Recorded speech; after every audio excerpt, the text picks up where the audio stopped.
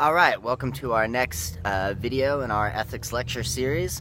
This one is going to be on feminist ethics of care, and as always I'll tell you what we're doing at the top of the video in the order that we're doing it. So number one, we'll go over some broad differences between feminist approaches to ethics and traditional what we might call masculine approaches to ethics.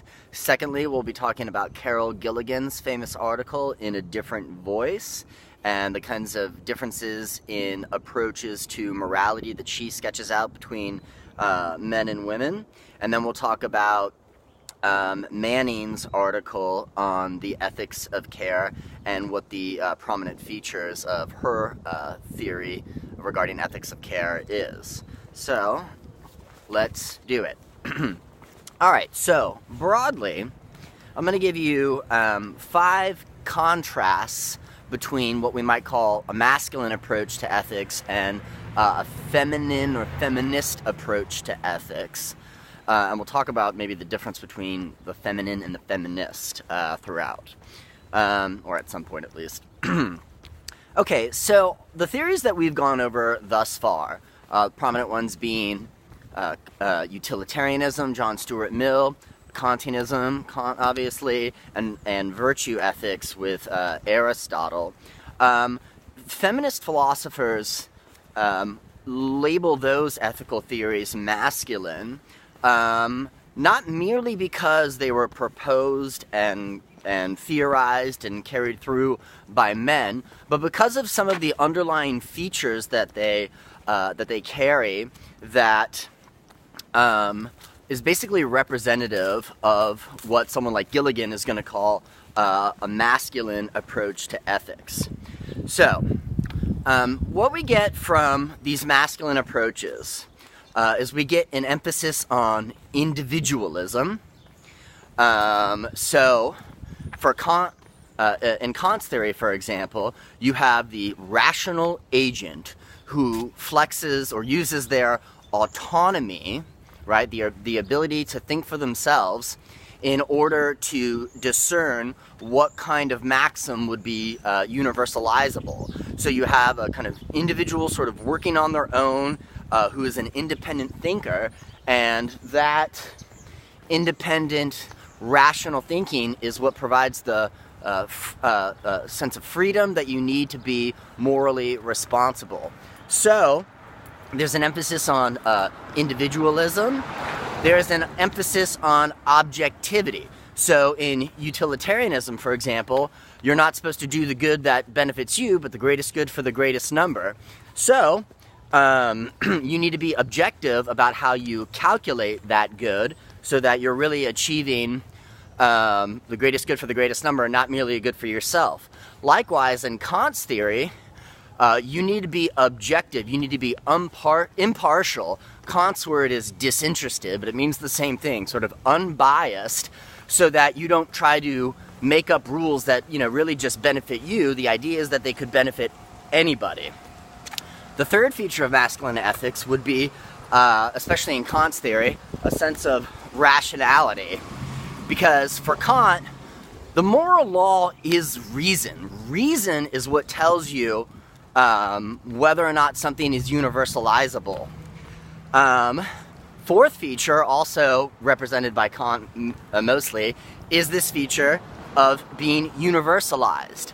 The idea that whether or not we're talking about finding someone's wallet or helping someone in distress, what you're doing in Kant's theory is coming up with a prescription for action that you think anybody and everybody in a similar situation following that maxim would be obligated to follow. And then the fifth feature, which kind of ties all these together, is autonomy.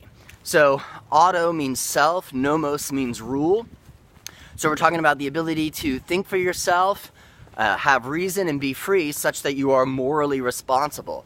But autonomy and individualism also have this tradition, especially in America. We have this notion of, the rugged individual, the lone individual, the barking individual. And that individual is autonomous. They're sort of on their own. They can do it themselves. And then there's a lot of stuff regarding responsibility that's tied up into these tropes, like bootstrapping, pull yourself up by your bootstraps and only you can help yourself, and I'm a self-made man and I made it on my own, which is much of the time a sort of masculine approach to thinking, because men aren't necessarily thinking about the ways that they rely on others, relationships, communities, and so forth. So, of course, there can be plenty of women who emphasize reason or universalization, but when we say what camp it falls in historically, we mean if we look back at various ethical theories proposed by philosophers, these are the features that tend to be in the theories of men. And it's really only recently, maybe the 19th, 20th century, where we even get alternative feminine or feminist approaches to morality. So most of the moral theories throughout history in the Western world have been articulated by men, and they seem to be representative of these male features, these male values that I'm talking about. So, now I'm going to give you 5 features that are prominent in feminist in the feminist ethics and their way of thinking that contrast with those 5 features. So, there's perhaps a little less emphasis on the individual and individualism, and a little more emphasis on community. Because, and let me say one more thing, and there's a little less emphasis on, let's say, objectivity, and a little more emphasis on relationships. A little less emphasis on reason, a little more emphasis on the role of emotion in ethical theory.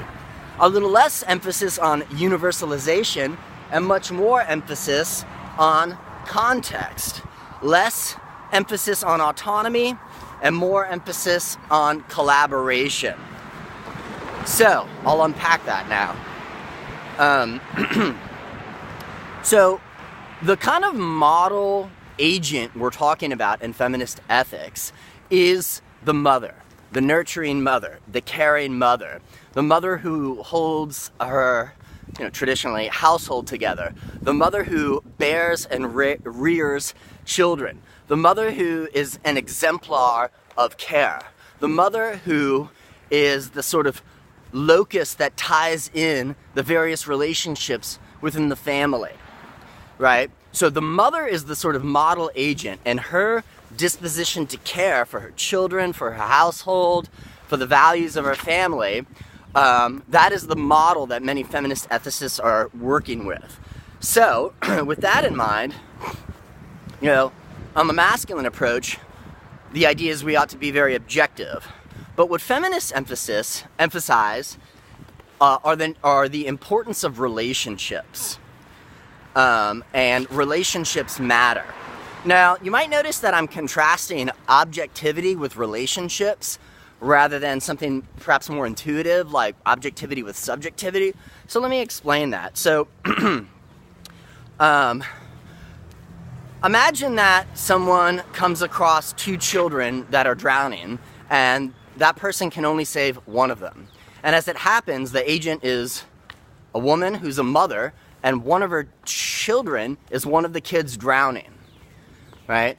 So, utilitarianism and Kantianism would both say that she should not act in virtue of her relationship with her son when determining what to do. She should instead be objective. Because if she were to act on the basis that I should save my son because he's my son and I have this relationship with him and I love him and so forth, that would be perhaps critiqued as trying to achieve that woman's own interests rather than being sufficiently unbiased and not letting her personal interests, let's say, interfere with her moral thinking. And likewise, remember what Kant said about someone who, acts out of any other motive other than the goodwill, the duty to the moral law for the sake of it.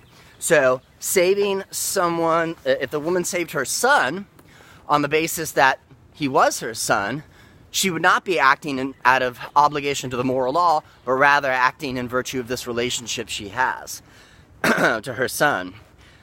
But feminist ethicists say, it would be perfectly appropriate for a woman to save her son and to justify it on the basis of the fact that she's in a relationship, because relationships matter. And so it would be legitimate to save her son on that basis. And secondly, we would also ask, what kind of mother, perhaps, would someone be if they let their own child die? Now, of course, it's a tough situation, a conflict of duties. You have perhaps a duty to save both. But, it would be hard to justify that as a mother to other people when you tell them what happened. People would say, but that's your son. But one point that Gilligan makes is all the masculine values that I've sketched out at the top, because those are the values of men, and because patriarchy rules the world, in other words, men have more power, women have been subjugated, women have been, not only have been, but are still currently oppressed in a myriad of different ways, that the values that women bring to thinking about ethics are not, in fact, valued, not given equal consideration, but kind of devalued, dismissed, and seen as not quite as important, or seen as irrational. But irrational to act on the basis of your relationship. So that brings us to the second point. Instead of appealing to reason the way Kant does, feminist ethics would appeal to the role of emotion. So first of all, plenty of philosophers, including male philosophers, I'm thinking of Jean-Jacques Rousseau, have emphasized how the disposition to care is a natural metaphysical capacity, just like being free is, that human beings have. So there's historical precedent for emphasizing the role of emotion in human being and in human thinking. But emotion, like for Plato, he thinks we have three sides of our soul: the rational part, the appetitive part, desires and appetites, and the emotional part. And he thinks the good rational philosopher will always lead with the rational part of the soul, and most of the time women lead with the emotional part of the soul, but reason is superior to emotion in terms of a tool of thinking, therefore we should be rational. So emotion historically has gotten a very bad rap, but it is emotion that creates, let's say, the bond between, or at least one of the things that creates the bond between mother and child, creates the bond between people in relationships. So why should it be devalued? There is such a thing as rational intelligence, of course, but there's also such a thing as emotional intelligence. Like when a friend of yours, experiences some kind of loss, a death in the family, do you have the emotional intelligence to be able to talk to them, to be able to be compassionate, to be able to be a good friend, comfort them, console them in a way that you're attuned to their feelings, in a way that shows some kind of thoughtfulness? Thinking purely rationally like a mathematician is not going to give you the skills to do that. You have to have some kind of emotional intelligence. To the third feature about this emphasis on the individual rather than the community. So the basic community in the feminist ethics of care model is in fact the family unit. So, all of us have biological mothers, and many of us probably have mothers that we grew up with. So all of us got here through mothers, through people caring about us. And many of us have experiences being nurtured within familial contexts, i.e. we have families. That is the community. And it is from the community that we often learn our moral values. We don't, deduce them from a sense of pure reason the way, Kant might think we do. So there's an emphasis on communities and so forth. So instead of emphasizing universalization, which remember in Kant's theory is this idea that what is right for me is right for everybody, regardless of differences in culture, regardless in particular contexts on the ground. I am the lawmaker for everybody. So, for example, if I was asking about the ethics of eating meat, industrialized animal agriculture is one thing, but the Inuits, some people call them Eskimos in Alaska, they've been hunting whales for centuries. And as indigenous people with more caring practices regarding agriculture and their environment and hunting, they have not been a group of people that have really led to an environmental crisis or endangered species. So is it really the same thing for a village of Inuit to hunt Eskimos as it is for us to have this crazy industrialized meat culture, agriculture, animal agriculture? And my point is, if you were trying to make up for rules for everybody regardless of context, then those are the kinds of features that you wouldn't even really consider, that wouldn't even come into your calculus. And instead of autonomy, there's this idea of collaboration. So you only got here because probably your parents were working with one another. There was collaboration in your family, people helping one another out in virtue of these relationships. So these are the prominent features that differentiate a masculine approach to ethics from a feminine or feminist approach to ethics. And just so you know, as to this distinction between feminine and feminist, so when a feminist approach to ethics first came about, it was still sort of relying on binary differences between men and women. Like, men are rational and women are emotional. Men emphasize the individual and women emphasize the community. Now, there is certainly some truth to that, but these days, some decades later, we're also aware of the incredible amount of false binaries that permeate that kind of thinking. So, you've probably met plenty of women that can be as rational and cold and calculating as men. And maybe you've met some men that are really emotionally attuned and caretakers and nurturers. So some of these, like, this is what men are like and this is what women are like, are more or less false binaries. False, in critical thinking we call them false dichotomies or false dilemmas or false dualisms. So keep that in mind, especially as we now move to talk about the second person, or the second topic, which is Carol Gilligan and her article In a Different Voice. So you know, Gilligan is a psychologist, and this article of hers was a huge deal in the 70s when it came out, and it's still very often read in various classes, obviously in ours. So at the top of her article, she sketches out some of the differences that I just explained between the way men and women think. And then her second premise, so her first premise is men and women have different approaches to ethics and to moral thinking, but because of the nature of patriarchy and sexism that permeates our society and others, women's approaches to ethics don't get kind of equal consideration or a fair shake, but rather they are devalued. So think, for example, about the role of the mother as the nurturer and the homemaker, and how many men historically would say, well, that's not real work. I go into the public sphere as the man, and I make money, and that's real work, and it's represented by me getting a paycheck, but just caring for children, that's not real, work. When that's, total BS. Of course it's real work. In some sense, it's harder work than working a job, depending on what your job is, because you're never off when you have kids. You could be woken up at 3 a.m. by a screaming infant or, whomever.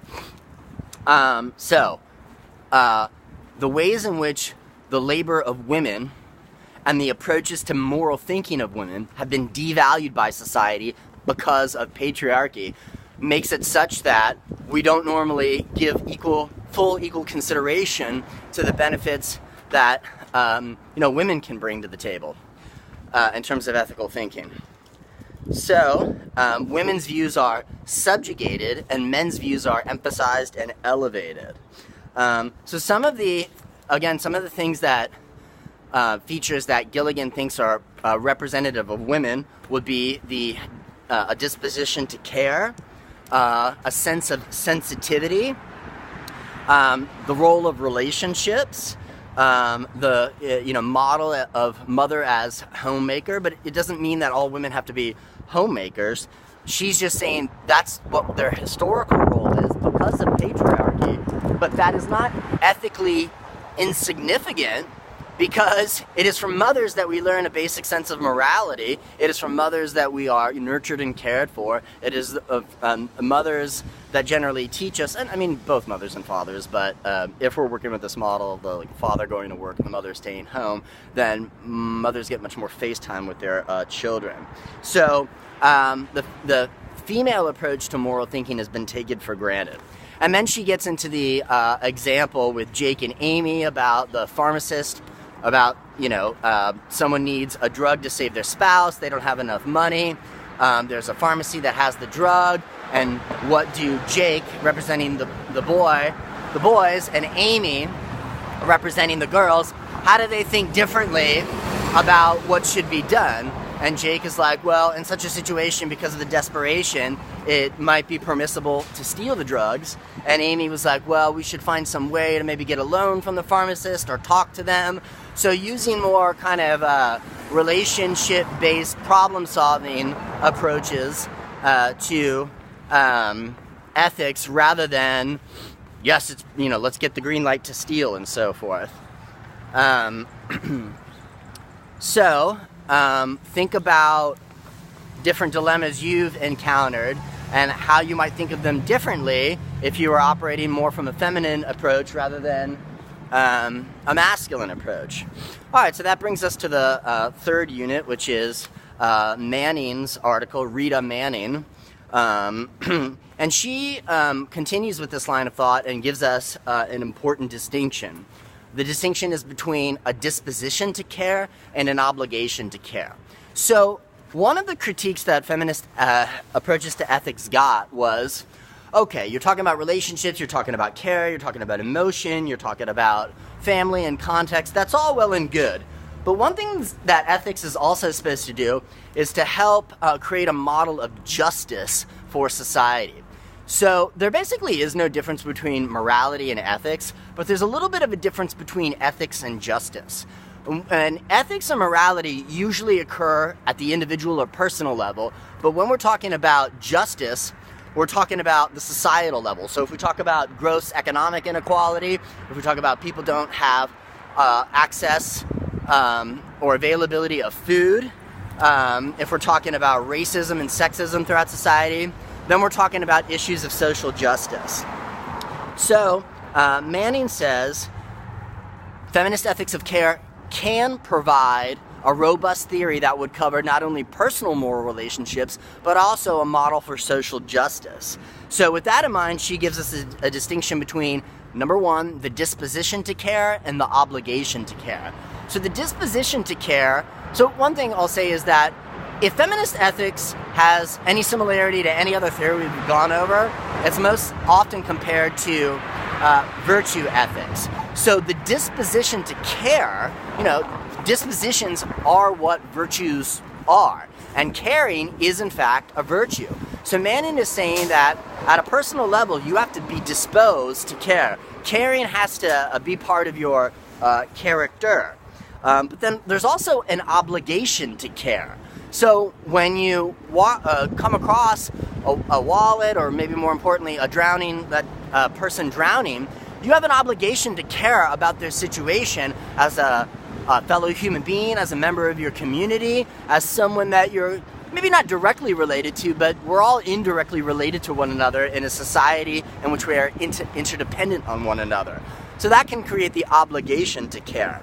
So whereas the disposition to care has to do with your character, obligation to care has to do with a sense of duty and therefore a sense of justice. So another distinction she puts on the table is the distinction between caring for and caring about. You care for family members. You care for the animals in your household. Maybe you even care for a kind of object. Maybe a sacred family heirloom, maybe you care for your plants in your house, and so forth. But you care about, number two, you care about values and institutions and ideas and causes, like the cause for equality. So, she thinks that both, there goes my buddy Rogan, she thinks that that you can have a model, a character-based model, a model for character based in care, and then also a model for justice based in caring about. Feminist ethics can be just as robust of a theory that would provide prescriptions and normativity for how we ought to behave as individuals, but also what our society should look like. You know, we want to live perhaps in a society that cares about the poor, that cares about healthcare, that cares about eradicating racism, that cares about equity, that cares about eradicating sexism. So, to sum up, we've got the 5 prominent features that differentiate a masculine approach to ethics from a feminine or feminist approach to ethics.